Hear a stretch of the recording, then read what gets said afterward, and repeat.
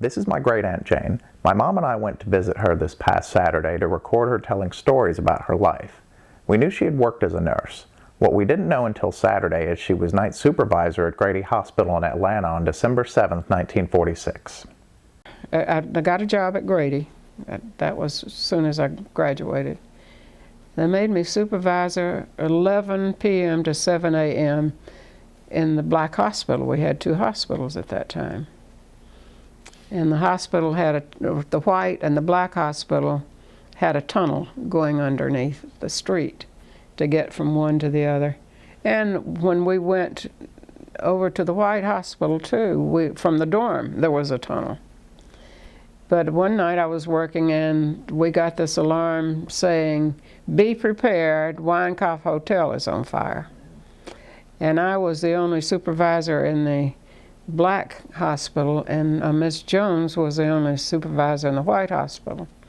So I called her, and she had gotten a similar thing, but because the morgue was over in the Black Hospital, the basement of the Black Hospital, we got bodies first. Bodies came in first. So I got trapped in that area and trying to identify the bodies as they came, because most of them had pajamas on. You know, it was 1 or 2 o'clock in the morning. I've forgotten exactly what the timing was. And I had to try to find something on them that could identify them, because the first ones jumped, and some of their heads were gone, tops of their heads were gone because they hit the metal. They would jump from wherever their window was, and some of them would hit that, and they may hit it with their head or the stomach or whatever. But anyway, I would try to find a ring or a watch or something that was on them that the families could identify them, because they didn't have anything with their names, you know, on them.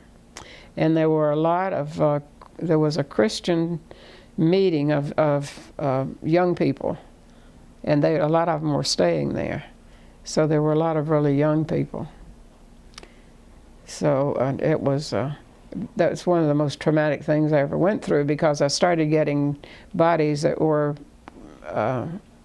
died because of the fire itself. And of course that brought back Mama and Daddy, because they had died from the fire.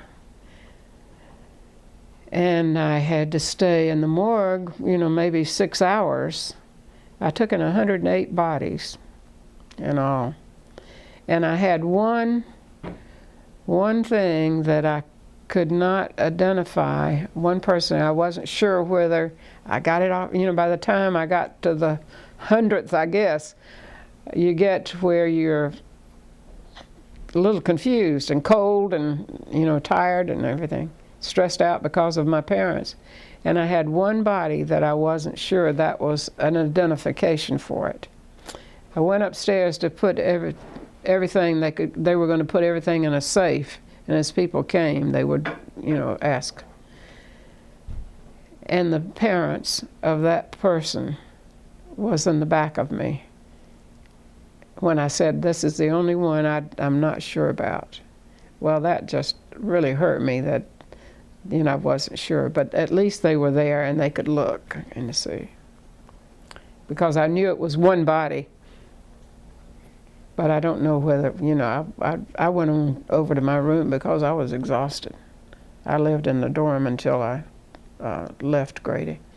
I caught pneumonia as a result of being in that cold morgue all the time, and I'm sure because I had not eaten properly, hadn't slept properly, and all of that. And the fear, I couldn't sleep good anyway, you know, just all of this going in my mind.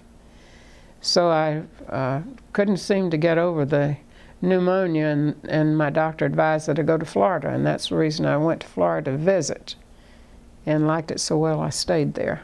The Winecoff Hotel Fire had 119 fatalities in all. It was the deadliest hotel fire in history to that point.